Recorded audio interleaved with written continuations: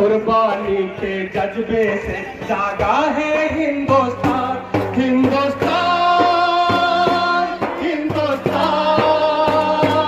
हिंदुस्तान, हिंदुस्तान। जागा मजदूर किसान, हर मेहनत कश इंसान, जागा मजदूर किसान, हर मेहनत कश इंसान। काले कानून रद्द कराने शुरू हुआ संग्राम। जागा रे, जागा रे, जागा रे, जागा रे। अन्नदाता को तरसे ये कैसा विधान है, अन्नदाता को तरसे ये कैसा विधान है। आत्महत्या को मजबूर होता क्यों किसान है, आत्महत्या को मजबूर होता क्यों किसान है। सरमाए की सेवा ही क्या सरकारों का काम है, सरमाए की सेवा ही क्या सरकारों का काम। बदलेंगे अब ये निजाम, बदलेंगे अब ये निजाम, बदलेंगे अब ये निजाम, बदलेंगे अब ये निजाम। ली मेहनत कसने ठान, ली मेहनत कसने ठान। दूर हटो काले अंग्रेजों, जनता करे ऐलान, करे ऐलान, करे ऐलान, करे ऐलान, करे ऐलान। जागा मजदूर किसान, हर मेहनत कश इंसान, जागा मजदूर किसान, हर मेहनत कश इंसान। काले कानून रद्द कराने शुरू हुआ संग्राम। जागा रे, जागा रे, जागा रे, जागा रे, जागा रे, जागा रे, जागा रे, जागा रे।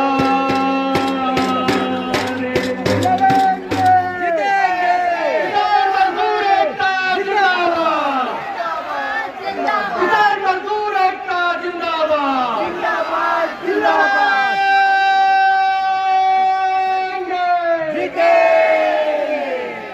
अंबानी अदानी की दलाली बंद करो। अभी जो सब बाहर है आप अंदर आ जाइए, आखिरी भाषण होने वाला है। और मीटिंग के बाद सब लोगों ने खाना खाकर जाना है। हमारे किसान भाइयों ने खाना जो हमारे लिए बनाया है तो वो अभी भी है, खाना चालू है। मीटिंग के बाद खाना खाकर जाइए, सब लोग अंदर आ जाइए।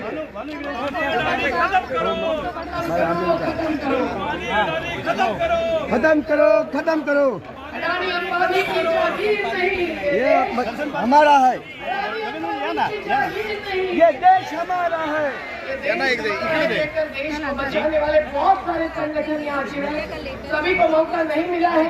किसी का एक का आखिरी भाषण होने से पहले मैं आपके सामने उनके नाम लाता हूँ।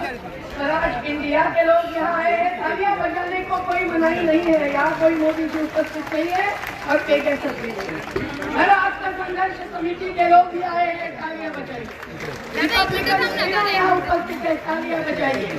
जोरदार भीम आर्मी यहाँ आए हैं, तालियां बजाइए।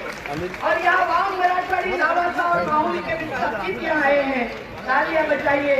घर बचाओ आंदोलन और किसान जोत लेकर पूरा से मिलकर करके प्रसाद खाते और युवा साथी जन आंदोलनों के राष्ट्रीय समन्वय की तरफ से भी आए हैं।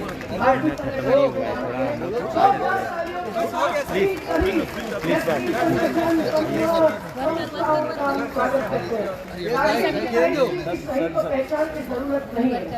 और मुझे याद आती है वो बात जब महेंद्र सिंह टिकायत जी की रैलियां होती थी। मैं कई सारी रैलियों में हाजिर स्वामी जी और उसके बाद बूढ़े लोगों को चलकर जब जंतर मंतर में लाया था, हमारे जन संगठनों को भी बंद कर दिया था। इसमें किसान और मजदूर दोनों की बात होती है, ये मैं आपको नजर में लाना चाहती हूँ। और संयुक्त किसान मोर्चा को अब राकेश टिकायत जी ने अन्य सभी लोगों के साथ जो नेतृत्व दिया है, उनके आंसू 28 जनवरी को ही नहीं बहाए केवल तो 26 जनवरी को जब नवनीत की मौत हुई, वो हत्या थी, आत्महत्या नहीं थी। और नवनीत जी के पिताजी कल गाजीपुर बॉर्डर में हमारे साथ परसों 26 तारीख को हाजिर थे। तो राकेश टिकाइट जी ने भारतीय किसान यूनियन को वहाँ सिसोली में जो पंचायत एक दिन उसकी गवाह रही थी। ये महेंद्र सिंह टिकाइट जी, जिनको महात्मा कहते हैं उत्तर प्रदेश के किसान, तो उनकी ही बदौलत हुई थी। और आज जो महापंचायत एक वैकल्पिक राजनीति का मंच और मोर्चा बन गया है, वो नरेश टिकाइट जी के साथ साथ राकेश टिकाइट जी ने अभी राज्य पर पहुंचा दिया है, जिसका हम जोरदार स्वागत करें। और क्योंकि ये राजनीतिक चुनौती है, सामाजिक चुनौती है, आर्थिक चुनौती है, और इसीलिए डर के मारे मोदी जी आप खुली हिंसा पर उतारने के लिए तैयार हुए थे। और अहिंसा और सत्याग्रह के रास्ते से टिकाइट जी ने भी उनको वापस लौटा दिया है। न केवल कानूनों को वापस किया है, पर योगी जी को भी वापस करने की पूरी तैयारी हो चुकी है। ये आपके नजर में आना जरूरी है। और इसलिए MSP के बात लेकर और हर किसान की फसल बीमा की लूट और सब मुद्दे भूमि अधिग्रहण को लेकर राकेश टिकाइट जी, भारतीय किसान यूनियन तैयार है, खड़ी है। राकेश टिकाइट जी आगे बढ़ो, राकेश टिकाइट जी आगे बढ़ो। संयुक्त किसान मोर्चा जिंदाबाद। राकेश टिकैत जिंदाबाद, राकेश टिकैत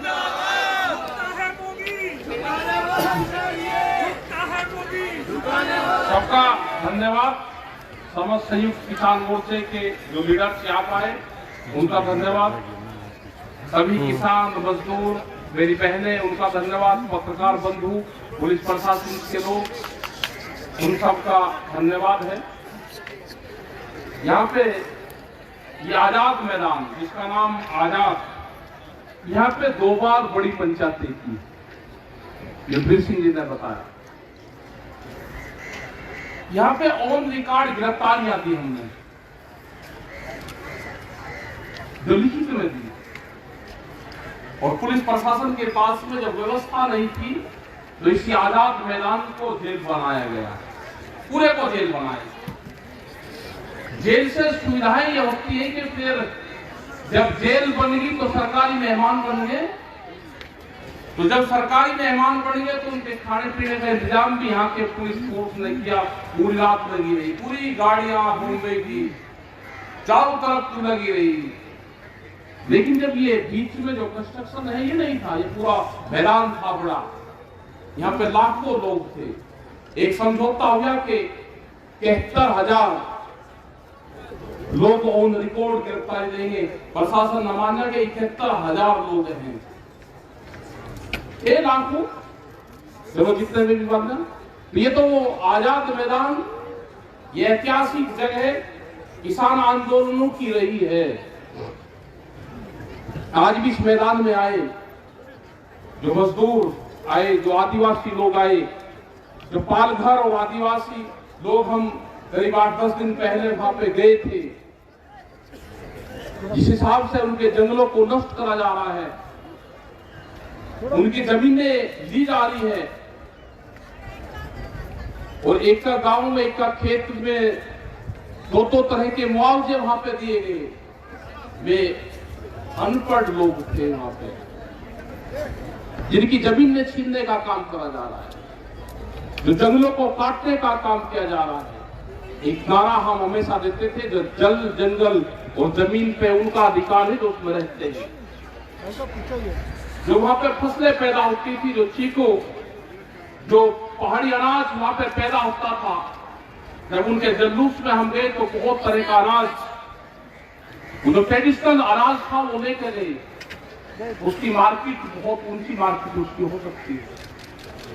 यह आंदोलन उनका है, यह आंदोलन उनका है कि जो दिल्ली भी नहीं गए, लेकिन आंदोलन को समर्थन करते हैं। ये एक वैचारिक क्रांति है, वैचारिक आंदोलन है। और जब भी कभी दुनिया में कोई वैचारिक क्रांति आई, उस क्रांति ने परिवर्तन किए हैं। इसमें अलग अलग तरह के लोग आएंगे, अलग अलग तरह के भाषा के लोग आएंगे, भिन्न भिन्न तरह के इसमें झंडे दिखेंगे हमको। आज जब संयुक्त मोर्चा बना और दिल्ली के बॉर्डरों पे आया, अलग अलग झंडे लेकर आया, तो किसी को किसी झंडे से कोई ऐतराज नहीं रहा। लेकिन सरकार आज भी लगी हुई है, वो एक लोगों को अलग अलग नाम से उस पर एलिगेशन लगाती रही। अगर उसको सिख कम्युनिटी के लोग दिखे, उनको खालिस्तानी बताने का काम करा, उनकी सपोर्ट दूसरे लोगों ने दी। अगर लाल झंडा दिखा तो माओवादी बताया, उनकी सपोर्ट दूसरे लोगों ने किया। उन्हें कहा कि ना, गुस्सा होने की जरूरत नहीं है, ये एक को, ये जो आरएसएस के लोग हैं, जो बीजेपी के लोग हैं, ये एक को तोड़ना चाहते हैं। इनसे गुस्सा नहीं होने की जरूरत, इनसे सीखने की जरूरत है। ये क्या क्या कहेंगे, इसके लपेटे में सबको लेंगे, धीरे धीरे इंतजार करना, नंबर सबका आएगा। पहले पंजाब को खालिस्तानी बताया, फिर लाल झंडे को माओवादी बताया, फिर हरियाणा के लोगों को उग्रवादी बताया, फिर अगर पश्चिम के लोग आए उनको जातिस्तानी बताया, अलग अलग तरह के नाम लिए। तो फिर हम समझ गए कि ये सबको एक को तोड़ने की कोशिश कर रहे हैं। हम एकजुट रहेंगे, गुस्सा नहीं करेंगे हम। और एक साल हमारा बहुत अच्छे तरीके से बीता। एक साल का जो कठिन सफर था, हमने कुर्बानियां दी, उन परिवारों को कुर्बानियां दी जो 750 किसान इस आंदोलन में शहीद हुए, जो मजदूर शहीद हुए, जो देश के नौजवान थे, जो भविष्य थे उन परिवारों का, वो शहीद हुए। इस आंदोलन की जीत का अगर श्रेय जागा तो उन शहीद परिवारों को जाएगा। इस आंदोलन में अगर कुछ घटना घटित होगी तो उसकी जिम्मेदारी संयुक्त मोर्चे की होगी। सरकार अभी धोखा कर रही है, अभी सचेत रहने की जरूरत है। अभी सरकार ठीक लाइन पे बातचीत को नहीं आई।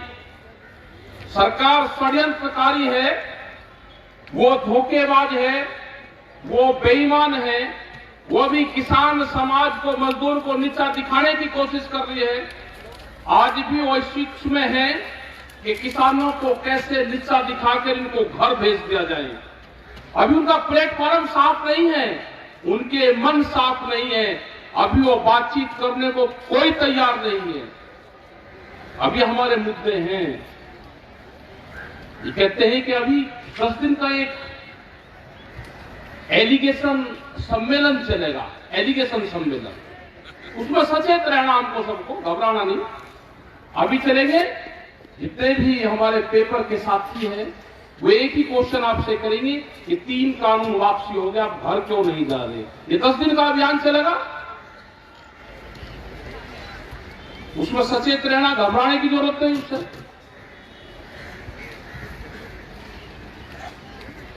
ये 3 काले कानून कोरोना के टाइम पर आए।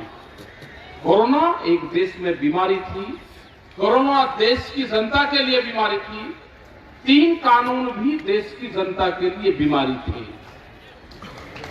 दोनों का उद्गम स्थल एक ही टाइम पे हुआ। क्या कोरोना खत्म हो गया? क्या देश से पूरी बीमारियां खत्म होगी? क्या अस्पतालों के ताले लग गए? देश में कोई बीमारी नहीं है? इसी तरह से 3 काले कानून वापसी होना किसानों की बीमारी खत्म होना नहीं है। किसानों की और भी बहुत बीमारियां हैं। सबसे बड़ा इशू एमएसपी, और एमएसपी के सबसे बड़े वकील रहे हैं देश के प्रधानमंत्री नरेंद्र मोदी। ये 2011 में जब मुख्यमंत्री गुजरात के थे, एक फाइनेंशियल एक कमेटी बनी थी, कई मुख्यमंत्री उसमें थे और भी एक्सपर्ट लोग थे। उस टाइम की सरकार ने इनको जिम्मेदारी दी थी कि एमएसपी पे क्या करना चाहिए, वो ड्राफ्ट तैयार करो। इन्होंने पीएचडी उस पर की, अपना ड्राफ्ट तैयार किया और उस टाइम की भारत सरकार को ड्राफ्ट सौंपा। उसमें था कि एमएसपी को गारंटी कानून बनाया जाए।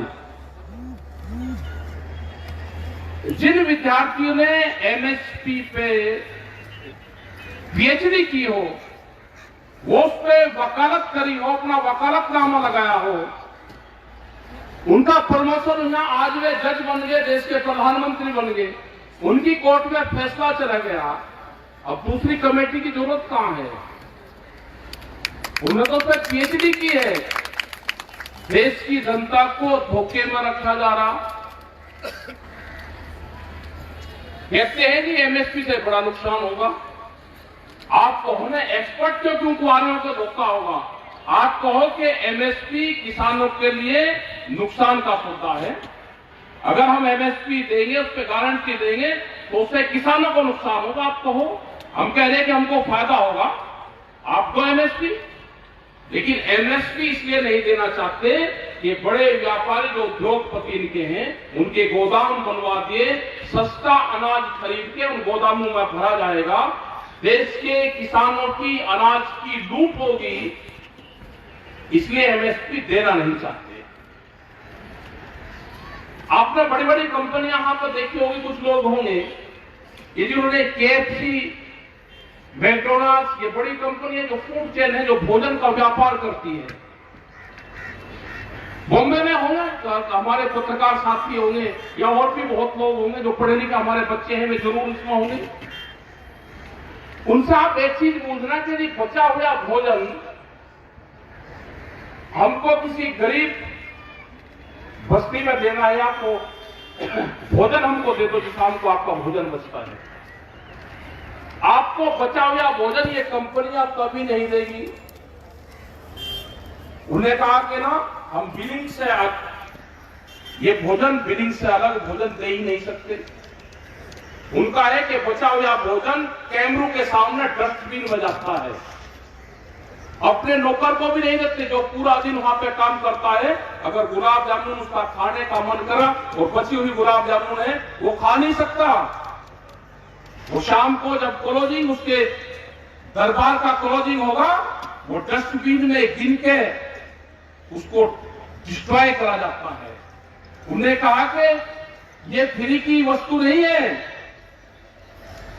और हमने कहा कि रोटी बाजार की वस्तु नहीं है, रोटी जरूरत की चीज है, इसको बाजारीकरण नहीं होने देना चाहिए। अगर गुरुद्वारे रोटियों को बेचने का काम करते तो इनसे तो बड़ा दुनिया में कोई व्यापारी हो ही नहीं सकता।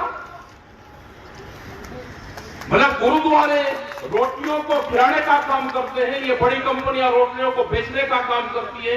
यही अंतर इस आंदोलन में है। सरकारें रोटियों पे व्यापार करना चाहती है, रोटियों को तिजोरी में बंद करना चाहती है। शीशे की तिजोरी में एक रोटी दिखेगी तो भूख कितनी लगी, भूख के आधार पर रोटियों की कीमतें तय होंगी। इस तरह की बड़ी बड़ी कंपनियां देश में आ रही है। इनसे अगर बचना है तो आंदोलन की शुरुआत हुई है, 1 साल का आंदोलन है, बड़ी बीमारी खत्म हुई है। जो देश के मुद्दे थे, उन मुद्दों की आंदोलन की शुरुआत आजाद मैदान से हुई है। यह आंदोलन खत्म नहीं हुआ। मोदी सरकार कहते हैं कि अक्षमा मांग ली, मोदी ने ना, अगर वो देश का प्रधानमंत्री है तो अक्षमा नहीं मांग ली उसको। देश का प्रधानमंत्री किसानों से नहीं अक्षमा मांग रहा, देश का प्रधानमंत्री अक्षमा याचना कर रहा, जिसके गोदाम पहले बनवाए और देश में कानून पार्लियामेंट में बाद में आया। इसका मतलब पार्लियामेंट में भी लीकेज हुआ है। उनको पता था बड़ी बड़ी कंपनियों को कि जो हम कानून बनवाएंगे हम अपने हक में बनवा लेंगे, आप गोदाम बना लो, कानून तो हमारे पक्ष में बन ही जाएंगे। मजदूरों के जो लेबर एक्ट थे उसमें संशोधन किया गया। आज कोई भी इंडस्ट्रीज का मजदूर आंदोलन नहीं कर सकता, उसको बांध दिया गया। पूरे देश की प्रॉपर्टी को बेचने का काम करा जा रहा। मध्य प्रदेश की 182 मंडी जिसमें अनाज बिकता था, उनको कहा कि मंडियां कमजोर होगी, इसकी जमीन को बेच दो। रेलवे को बेचा जा रहा, देश के बंदरगाह बेच दिए, एलआईसी, पेट्रोलियम, कौन सी संस्था छोटी जो नहीं बेची। यह आंदोलन लंबा चलेगा, इस आंदोलन में कुर्बानियां होगी। यह आंदोलन में 750 कुर्बानियां हुई है। ये संघर्ष अभी जारी रहेगा। ये कहते हैं जी महाराष्ट्र में क्यों है, ये कहते हैं जी उत्तर प्रदेश में क्यों जा रहे हैं। कोई देश ये कोरिया नहीं है कि परमिट लेकर जाना पड़ेगा। नहीं, यहां पे किंग जोंग का राज है। ये लोकतंत्र देश है, इसमें आजादी जब देश की हुई तो बहुत से लोगों की कुर्बानी आ गई। पूरे संयुक्त मोर्चे के लोग पूरे देश भर में जाएंगे। जहां पे भी जनता बुलाएगी संयुक्त मोर्चे के लोग वहां पे जाएंगे, पूरे देश भर में आंदोलन करेंगे। आपको रुकना होगा। अगर हमारी मीटिंग को रोकने की कोशिश करोगे तो हम भी आपकी मीटिंग को रोकने की कोशिश करेंगे। आप या तो हमारी बात मान लो। समझौता होता है एक टेबल पे बैठ के। भारत सरकार टेबल पे बैठ के समझौते करे। अभी वो भीख में दिए हुए समझौते से ये संयुक्त मोर्चा मानने वाला नहीं है कि आपको हमने दे दिया आप चले जाओ। नहीं, हम टेबल पे बैठ के आपसे बातचीत करेंगे।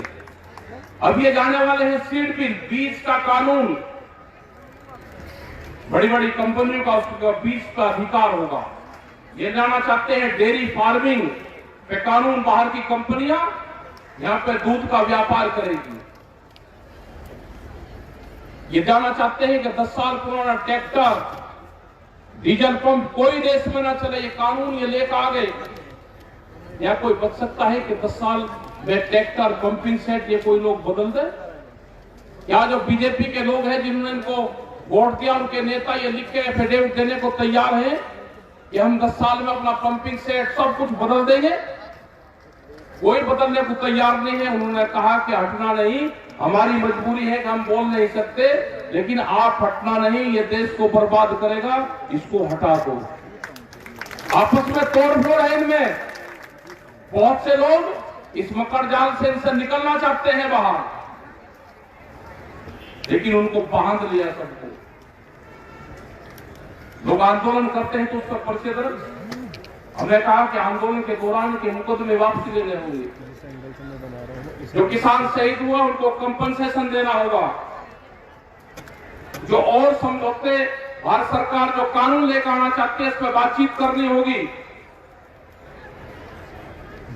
किसान ऐसे नहीं जाएगा कि आप बात भी नहीं करो और किसान वैसे ही चले जाए। हम पूरे देश भर में जाएंगे। संयुक्त मोर्चा एक मजबूत विश्वास की कड़ी इस देश की लिया बना है। इन मजदूरों के लिए बना, आदिवासियों के लिए बना, जो छात्र उनके लिए बना, जो बेरोजगार लोग हैं, जो 14 करोड़ लोग बेरोजगार हुए हैं उनके लिए बना।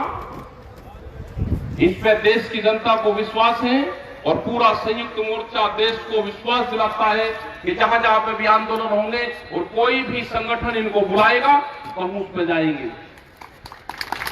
महाराष्ट्र में भी यहां पे आंदोलन चल रहे हैं। जो यहाँ के ड्राइवर और वे लोग हैं उनकी 3 बार की दौड़ भारत सरकार इससे महाराष्ट्र सरकार से हुई। इनका भी समझौता करे महाराष्ट्र सरकार। ये प्राइवेटाइजेशन की तरफ जा रहा है देश, उससे महाराष्ट्र सरकार को बचना चाहिए। जो संशोधन किए हैं भूमि अधिग्रहण में, उनको वापसी देने का काम महाराष्ट्र सरकार भी करे, एक पहल करे। महाराष्ट्र सरकार उन शहीदों के लिए भी दे जैसे तेलंगाना दिया, जैसे छत्तीसगढ़ के सरकारों ने दिया, ऐसे ही महाराष्ट्र सरकार भी जो शहीद किसान हुए हैं उनके लिए अपने यहां से कुछ न कुछ उन परिवारों को दे, क्योंकि वे पूरे देश के लिए शहीद हुए हैं। वे कोई एक स्टेट के लिए नहीं थे।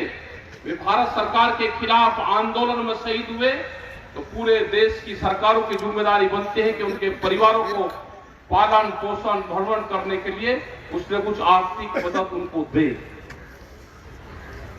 ये संयुक्त मोर्चा जो हमारे लखीमपुर खीरी में शहीद लोग हुए उनके 80 कलश यहाँ पे हैं।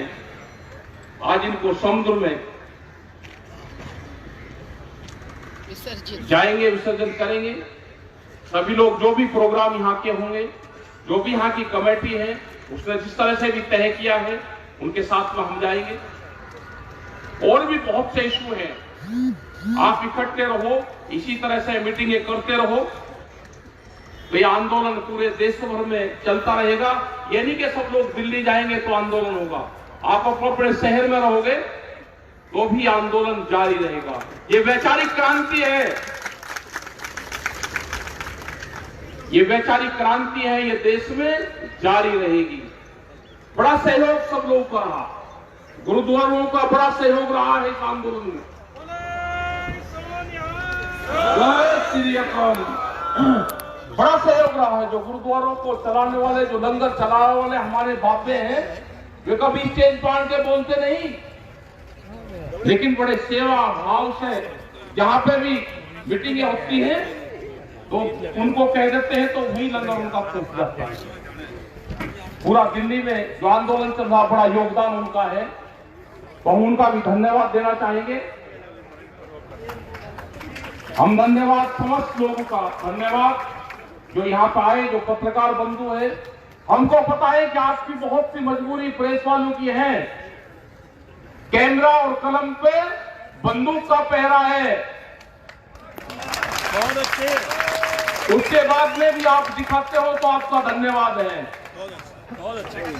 आजादी चाहिए आपको भी, देश में प्रेस को भी आजादी चाहिए, और देश में सबको ये आजादी की लड़ाई है। दूसरी जो इंटरनल आजादी है, ये उसकी लड़ाई है। इस लड़ाई में सभी लोग भागीदारी रहे, सभी की जिम्मेदारी है। यहाँ पे पुलिस फोर्स के लोग भी होंगे, इनकी भी सैलरी 20-20, 25 और 30 हजार रुपए में नौकरी करवाते हो 24-24 घंटे।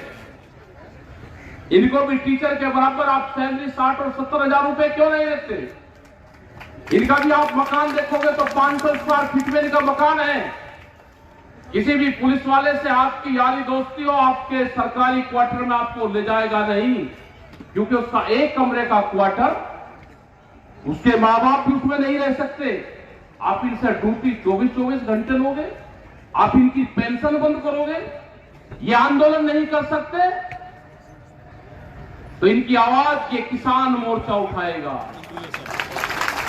इनकी पेंशन बहाली करो। 2004 के बाद में पेंशन बंद कर दी कर्मचारियों की, क्यों? ये कहां जाएंगे? सैलरी कम, पेंशन बंद, ड्यूटी ज्यादा, बोलना बंद, ऐसे कैसा होगा? ये सब किसान परिवारों से है। 2 रुपया इनके पास में ज्यादा जाएगा तो घर में ही लगेगा, किसी गांव में लगेगा, कोई पुताई करवाएगा, कोई मकान बनवाएगा, तो इनकी भी आवाज उठेगी।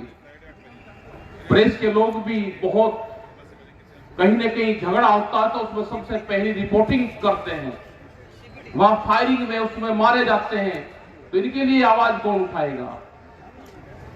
बहुत जगह हमने आवाज उठाई कि 1 करोड़ रुपया प्रेस के लोग अगर कहीं मारे जाते हैं, किसी दुर्घटना में ये शहीद होते हैं, तो 1 करोड़ रुपया इनके परिवारों को मिलना चाहिए। सबसे नंबर 1 पे फ्रंट लाइन पर रहते हैं। पुलिस के जवान से भी एक तरफ पुलिस की फायरिंग रहेगी, एक तरफ किसी आतंकवादी की रहेगी, बीच में प्रेस का रिपोर्टर रहेगा, उसको खबर चाहिए। लेकिन अगर कुछ हो जाता है तो उसके परिवार को कोई पूछने वाला नहीं है। ये उस स्टेट की जिम्मेदारी है जहां पे घटना होती है। आप सब लोग यहाँ पे आए, आपका धन्यवाद सभी लोगों का, और आप इस आंदोलन में शरीक हो। ये मुद्दा अभी दिल्ली का आंदोलन चल रहा है, अफवाहें उड़ेगी कि किसान घर क्यों नहीं जा रहे। ये 10 दिन हमको झेलना है सबको, उसके लिए सब लोग तैयार हैं। जय हिंद, जय भारत और जय बॉम्बे।